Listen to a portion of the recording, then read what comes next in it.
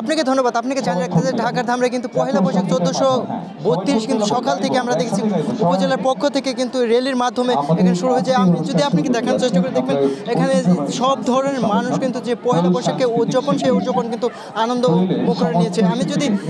আমি যদি আপনার কাছে কিছু জানতে চাই, আপনারা তো নতুন বছরকে স্বাগত জানিয়েছেন এবং কি চাচ্ছেন? আচ্ছা, নতুন বছরে আমাদের সবার ভিতরে শান্তি ফিরে আসুক। আমরা চাচ্ছি নববর্ষের এই বাংলা নববর্ষ 1432-এর মাধ্যমে আমাদের বাঙালির যে ঐতিহ্য আছে, আমাদের বাংলাদেশের যে সম্পদ আছে সেই আরও সমৃদ্ধিতা নিয়ে আসুক এবং আমাদের ছোটো ছোটো যারা আছে, আমাদের আগামীর ভবিষ্যৎ যারা আছে, তারা দেশ গঠনে মনোনিবেশ করুক। জি, আপনাকে ধন্যবাদ।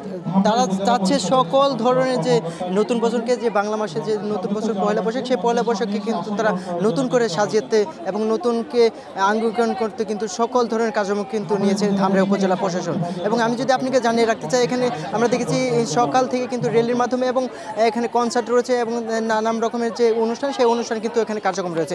এ ছিল আমার কাছ থেকে ধামরাই থেকে সর্বশেষ তথ্য পহেলা বৈশাখের।